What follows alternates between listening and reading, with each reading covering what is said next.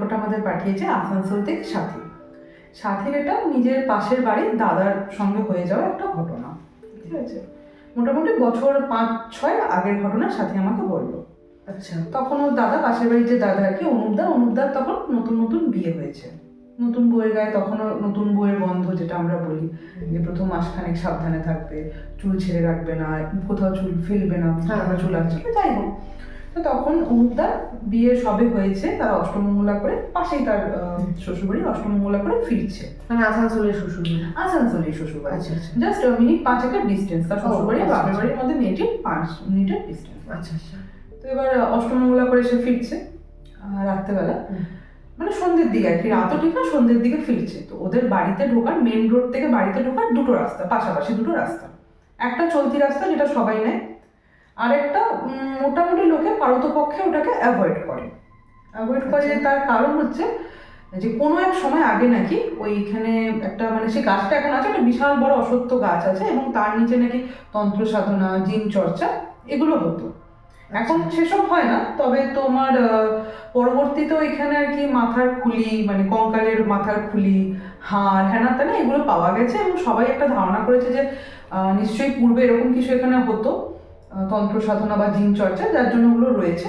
তো লোকে পারতপক্ষ রাস্তাটা অ্যাভয়েড করে, যাই হোক। এবার নতুন বিয়ে হয়েছে, অষ্টমঙ্গলা করে ফিরছে, কথা বলতে বলতে ওরা খেয়াল করেনি, ওরা ভুলবশত ওই রাস্তাটাই নিয়েছে, বাইকে করে আসছে দুজনে, ঠিক আছে? এবার প্রথমে তো রাস্তায় ঢুকেছে, আসছে কথা বলতে বলতে, তো যেই অসত্য গাছটা নিচটা ক্রস করছে, ওর নতুন বউটি ফিল করছে যে ওর শরীরটা যেন ধীরে ধীরে ভার হয়ে আসছে। ওর হাজব্যান্ডকে বলেছে যে শুনলে এরকম শরীরটা না কেমন যেন আমার একদম মানে ভার হয়ে যাচ্ছে, গাটা কাটা দিয়ে উঠছে। তো ও যে এই মুহূর্তে কথাটা বলেছে, নতুন বউটি জানতো না ওই রাস্তাটা সম্পর্কে, কিন্তু ওর হাজব্যান্ড জানতো। তো ওর হাজব্যান্ডের তখন মাথায় এসছে, অনুদার তখন মাথায় এসছে যে তাহলে কি হলো ব্যাপারটা, আমি কি ভুল করে এই রাস্তার, মানে কথার ধুনে ঢুকে গেছে ওই রাস্তার মধ্যে। বাড়িতে এসে বলেছে শাশুড়িকে যে এরকম ভয় পেয়েছি আমি রাস্তাটা দিয়ে আসতে গিয়ে, এবং তিনি যথারীতি খুবই বকাবকি করেছেন যে ওই রাস্তা দিয়ে কেন আসতে গেলে। তো বলেছে তুমি নিরামিষ খেয়ে শুও, ভয় পেয়েছো, রাত্রেবেলা কিন্তু মাছ টাছ খেও না। ও নিজে শুয়ে পড়েছে, কিন্তু ওর বর খাচ্ছিল, মানে অনুপদা খাচ্ছিল হচ্ছে মাছ দিয়ে ভাত। তো ওর একটুখানি ইচ্ছা হয়েছে, ওকে সঙ্গে অনুপদার সঙ্গে বসে আবার একটু মাছ খেয়ে শুয়ে পড়েছে। শুয়ে পড়েছে, মাঝরাতে বলছে অনুপদা যে আমার না এরকম ঘুম ভেঙেছে, নতুন বিয়ে হয়েছে, অবভিয়াসলি ওরা পাশাপাশি কাছাকাছি শুয়ে আছে, বলছে আমার ঘুম ভেঙেছে, মনে হচ্ছে যে আমার মানে পাশে যে আমার স্ত্রী শুয়ে আছে, ওর নাম শালিনী ছিল, বলছে যে শালিনীর গা দিয়ে যেন গরম তাপ বেরোচ্ছে, মানে আমি পাশে শুয়ে ফিল করতে পারছি যে গরম একটা ভাব বেরোচ্ছে ওর গায়ের পাশ থেকে, মানে গা থেকে আর কি। ভীষণ জ্বরে গা পড়ে যাচ্ছে, এবং ওই জ্বরের মধ্যে যেন শালিনী কিছু একটা বিড়বিড় করছে, ঠিক আছে? যেটা বোঝা সম্ভব হচ্ছে না, মানে জ্বরের ঘরে, ঘুমের ঘরে যেরকম মানুষ বিড়বিড় করে। তো অনুপদা রাত্রেবেলা নিজের মতো থার্মোমিটার দিয়ে চেক করেছে যে কত কি জ্বর আছে না আছে, চেক করেছে। এবার ওষুধ দিয়েছে নিজের মতন, রাতভর জলপট্টি করেছে, তাতেও জ্বর একদমই কমেনি, সামান্যতমও কমেনি। তো রাতটা তো এইভাবে পেরিয়ে গেছে, পরদিন সকালে ডাক্তার এনেছে, ডাক্তার চেক করেছে, এবং তখনও অবধি শালিনীর কোনো হুঁশ নেই। ও সেই জ্বরের ঘোরের মধ্যে কিছু না কিছু একটা বলে যাচ্ছে, এবং ও ওইভাবে শুয়ে আছে, মানে ঘোরের মধ্যে রয়েছে, জ্বর একটুও কমছে না। তো এবার বলছে যে কি যেন একটা বিড়বিড় করছে, কিন্তু মানে সব শব্দ না বোঝা গেল, সামান্য যেন বোঝা যাচ্ছে যে উর্দুতে কিছু বলছে। আচ্ছা, ঠিক আছে? এবার ওরা তো বাঙালি মানুষ, তারা উর্দু না তারা জানে, শালিনীরও জানবার কোনো কথাই নয়। শালিনীর বাড়িতে ওর বাবা মা এসছে, তারা অব্দি অবাক হয়ে যাচ্ছে যে উর্দু কোথা দিয়ে বলছে। এবার ওরা শিওর নয় যে ওটা উর্দুতেই বলছে কিনা, এক দুটো কোনো শব্দে ওদের হয়তো মনে হয়েছে যে এই শব্দটা হয়তো উর্দুতে বলছে। দুপুর দিকে বলছে যে হালকা শালিনীর জ্বরটা কমেছে। এবার শালিনীকে খোঁজ দুপুরবেলা খেতে দেবে, খুঁজে পাওয়া যাচ্ছে না। তারপর ওকে দেখা গেছে ও ছাদে গিয়ে বসে আছে, মানে ওকে খুঁজতে খুঁজতে অনুপদা গেছে ছাদে গিয়ে দেখছে ছাদের যে আমাদের রেলিং হয়, মানে যেটা পাঁচিল বা দেওয়াল যেটাই বলবো, তো বলছে সরু এক ইটের দেওয়াল আর কি, যেরকম ছাদে হয়ে থাকে, বলছে ওরকম ভাবে ভর দুপুরবেলা 2-2:30টার সময় শালিনী ওরকম ছাদের পাঁচিলের মধ্যে চুপ করে বসে পা ঝুলাচ্ছে, পাটা মানে ওই দিকে বাইরের দিকে, মানে পা বাইরের দিকে? হ্যাঁ, বাইরের দিকে, রাস্তার দিকে, মানে পড়ে যাওয়া? হ্যাঁ একদম মানে পুরো ওইভাবে রয়েছে। সেটা দেখে তো অনুপদা ভীষণ জোর ভয় পেয়ে গেছে। তো যখন খুব ডাকাডাকি করেছে, অনুপদা বলছে হঠাৎ করে শালিনী এরকম পট করে মাথাটা ঘুরিয়ে এক দৃষ্টিতে অনুপদার দিকে তাকিয়ে আছে, কোনো কথা নেই, চুল ছাড়া এক দৃষ্টিতে একদম সে মানে নিথর দৃষ্টি হয় না, একটু একভাবে তাকিয়ে আছে, কোনো দৃষ্টিটার মধ্যে কোনো জান নেই, কোনো মানুষের, জীবন্ত মানুষের আমাদের যেরকম চোখের একটা এদিক ওদিক নড়ছে, এরকম নেই। যে অনেক ডাকাডাকি করার পর ও ওখান থেকে রেলিং থেকে নেমে চুপচাপ হেঁটে নিজের ঘরে গিয়ে শুয়ে পড়েছে। সারাদিন ডাকাডাকি করেও তাকে ওঠানো যায়নি, এবার অনুপদা এবং তার বাড়ির লোক ভাবতে হতে পারে জ্বরের জন্য শরীর ভালো নেই, হয়তো এখনো ঘোরের মধ্যে রয়েছে। কিন্তু এই পুরো ব্যাপারটার মধ্যে যেটা কন্টিনিউ চলেছে সেটা হচ্ছে ওর ওই ঘোরের মধ্যে উর্দুতে কিছু একটা বলতে থাকা। আচ্ছা। ঠিক আছে, এবং সেদিনকে রাত্রেবেলা একটা সব থেকে অদ্ভুত জিনিস হয়েছে। অনুপদা বলছে যে আমি এরকম খেয়ে দিয়ে যখন এসছি শুতে, দূর থেকে দেখলে এরকম মনে হচ্ছে ঘরের বাইরে থেকে শালিনীর দিকে তাকালে যে ও এরকম পজিশনে একটা মানে অদ্ভুতভাবে শুয়ে আছে যে হট করে কেউ তাকালে মনে করবে যে ও কারোর সাথে মানে ফিজিক্যালি ইন্টিমেট হচ্ছে, অথচ কে থাকবে ঘরের ভেতর? অনুপদা ঘরের ভেতর গেছে, শালিনী একাই আছে, কিন্তু একটা অদ্ভুত পজিশনেও শুয়ে আছে। তো আর কিছু কথা টথা বাড়ায়নি, যে ঠিক আছে হতে পারে এইভাবে হয়তো মানে ঠিক লাগছে জ্বরের মধ্যে, এবার ও ঘুমাবো, যেভাবে যা পারে ঘুমা। এই করে ওই দিন রাতটাও পেরিয়ে গেছে, অথচ ওর ওই রাত বাড়লেই জ্বর বাড়ছে, আর ওই বিড়বিড় বিড়বিড় তার সঙ্গে বাড়ছে। এখন বিড়বিড়টা হালকা একটু জোরে হচ্ছে, আচ্ছা। এবং এতটা জোরে হচ্ছে কি মানে পাশে যে শুচ্ছে সে আর কি শুনতে পাচ্ছে। আচ্ছা। তো অনুপদা বলছে যে আমি এরকম রাত্রেবেলা শুনতে পাচ্ছি যে কথা তো মানে এমনি কিছু বোঝা যাচ্ছে না, কিন্তু কেমন যেন ও যেন কিছু কাউন্ট করছে, যে হতে পারে অন্য কোনো ভাষায়, আমি বুঝতে তো পারছি না, কিন্তু আমার মনে হচ্ছে ও এরকম বসে বসে এরকম করে ঝুলছে আর কিছু একটা কাউন্ট করছে, মানে 1 2 3 এমনি করে কিছু আচ্ছা, কাউন্ট করছে, কিন্তু শিওর না যেহেতু এই ভাষাটা জানে না। তো অনুপদা বলছে আমি তো যথেষ্ট এবার ভয় পাচ্ছি, কারণ এক তো যে ভাষাও জানে না সেই ভাষায় কথা বলছে, ওরকম ভাবে চুল খুলে বসে এরকম হিলে হিলে এরকম 1 2 করে যাচ্ছে। এবার স্বাভাবিক রাত্রেবেলা ভয় পাওয়াটা স্বাভাবিক। অন্ধকার ঘরের মধ্যে ওইভাবে দেখছে যে নতুন বউ ওরকম হিলচার 1 2 বলছে। যাই হোক, তো ওই রাতটা ওইভাবে পেরিয়ে গেছে। পরের দিন সকালে দেখছে যে শালিনী অনেকটাই বেটার।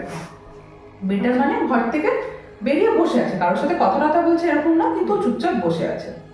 একবার শুধু জিজ্ঞেস করেছে যে বাজার থেকে মাছ চলে এসছে, মানে বাজার চলে এসছে, মানে শালিনী জিজ্ঞাসা করছে। শালিনী জিজ্ঞেস করেছে ওর শাশুড়িকে যে এরকম বাজার চলে এসছে, তো বলছে না এখনো আসেনি। তো ওরকম দরজার কাছে ওদের একটা চেয়ার টেবিল আছে, ওখানে চুপ করে বসে আছে, বাজারে ওয়েট করছে। যে বাজার এসছে, বাজারের থলি থেকে মাছটা নিয়ে ও চলে গেছে বাড়ির পিছন দিকে কুয়োপাড়ের দিকে, যেখানে মাছ কাটা হয়। তো ওর শাশুড়ি ভেবেছে হয়তো যে মাছটা কাটবার জন্য নিয়ে গেছে, বউ নিয়ে গেছে।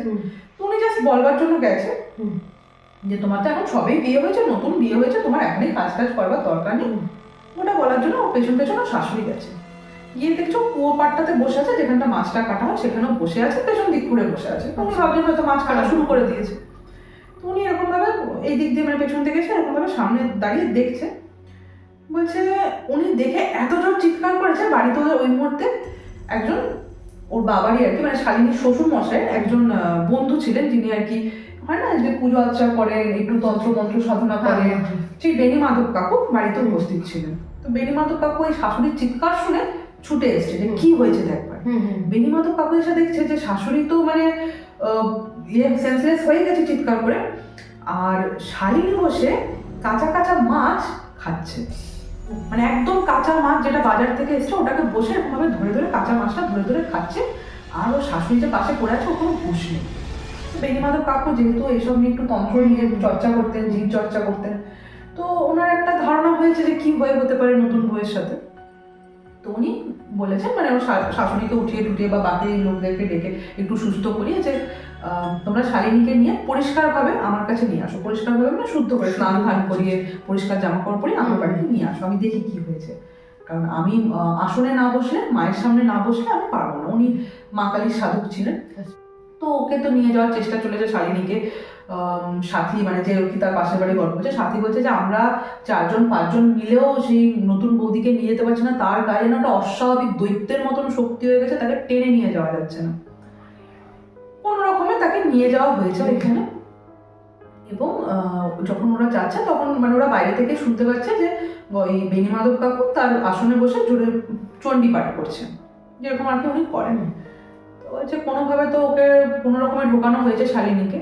হচ্ছে শালিনী গিয়ে বসছে, সামনে বসছে, বেণী মাধব কাকুর সামনে বসছে, এবং বেণী মাধব কাকু ওই সময় চণ্ডীপাঠ করছে না, শালিনী এক দৃষ্টিতে বেণী মাধব কাকুর দিকে এভাবে তাকিয়ে আছে, একদম মানে চুপ করে একদম এক দৃষ্টিতে তাকিয়ে বসে আছে, আর নাকি মুখে এক চিনতে শয়তানের হাসি। মানে হয় না মুখ বেঁকিয়ে শয়তানে হাসি হ্যাঁ, হাসছে, তো হ্যাঁ। হাসছে, চুপ করে বসে দেখছে।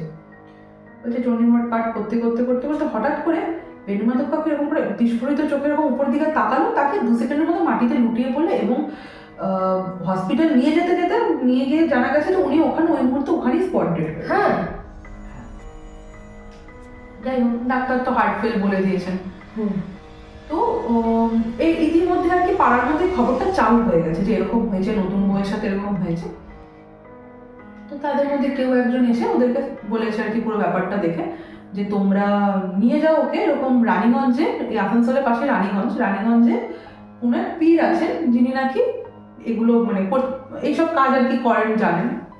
যেহেতু আর কি উর্দুতে বলছে, এই কথাটা ততদিনে চাও হয়ে গেছে, তো নিয়ে গেছে ওই পীর বাবার কাছে, নিয়ে গেছে শালিনীকে। তো এরা বলছে যে সাথী বলছে যে যখনই আমরা নিয়ে গেছি পীর বাবার কাছে, মানে ওনার ঘরের ভেতরে ঢুকতে হয়নি, উনি বাইরে এরা দাঁড়িয়ে আছে, সেই সময় নাকি পীর বাবা ঘরের ভিতর থেকে চিৎকার করছেন যে বাইরে দাঁড়া, বাইরে দাঁড়া, একদম আসবি না তুই, একদম ভিতরে আসবি না তুই, বাইরে দাঁড়া।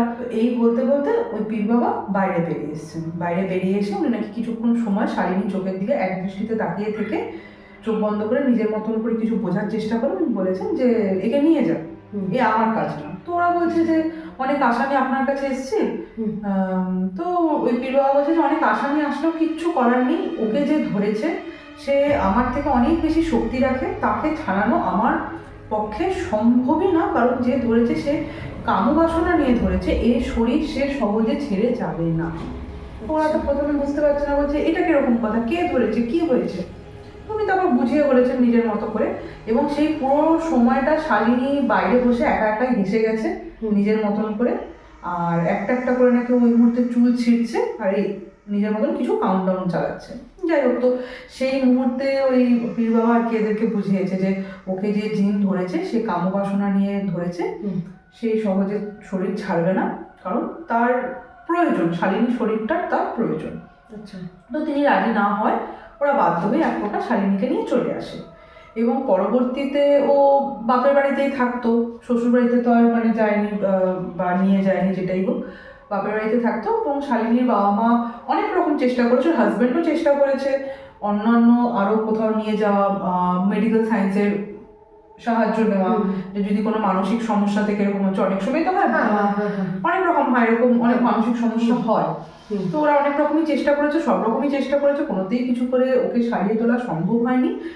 এবং শেষের দিকে নাকি ও একদমই কিছুই খেত না, সব খাওয়া দাওয়া বন্ধ হয়ে গেছিলো, এখানকার হাড়, এই গালের এখানকার হাড় ঠাড় সব বেরিয়ে এসেছিলো, যেহেতু কিছু খাওয়া দাওয়া করতো না।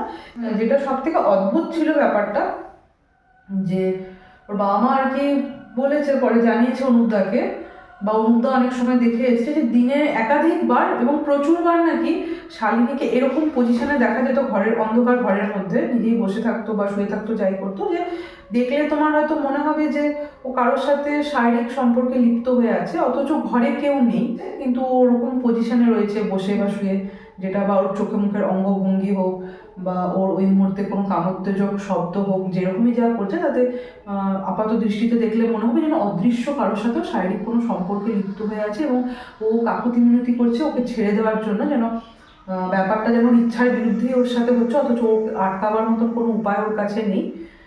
এই জিনিসটা ওর সাথে বেশ খানিক মাস চলে এবং পরবর্তীতে মারা যায় শালিনীকে বাঁচানো সম্ভব হয়নি। কিন্তু কিভাবে এলো, ওর মধ্যে কেন এলো সেসবও জানা সম্ভব হয়নি। যদি ওই পীর বাবা আর কি এটার কোনো সুরাহা করতে পারতেন হয়তো উনি বলতে পারতেন, কিন্তু উনি ওইটুকুই জানিয়েছিলেন যে ওকে যে ধরেছে সে ওই ওর শরীর কখনোই ছেড়ে যাবে না, কারণ তার বাসনাটাই হচ্ছে কাম বাসনা। তো এই ছিল হচ্ছে আজকের সাথীর, আসানসোলের সাথীর পাঠানো গল্প, ওর পাশের বাড়ির ঘটনা, এটা ওদের নিজের চোখে দেখা। তো আজকের গল্প এইটুকুই। তোমাদের যদি ভালো লাগে তোমরা জানিও, লাইক কমেন্ট করো, আর তোমাদের যদি নিজস্ব কোনো অভিজ্ঞতা বা ঘটনা থেকে থাকে আমাদের পাঠিও। আমরা এইভাবেই গল্পের আকারে তোমাদের সামনে তুলে ধরবো, যদিও আমরা গল্পের মতনই বলে থাকি, কিন্তু গল্প হলো সত্যি। ভালো থেকো, সুস্থ থেকো, টাটা। টাটা।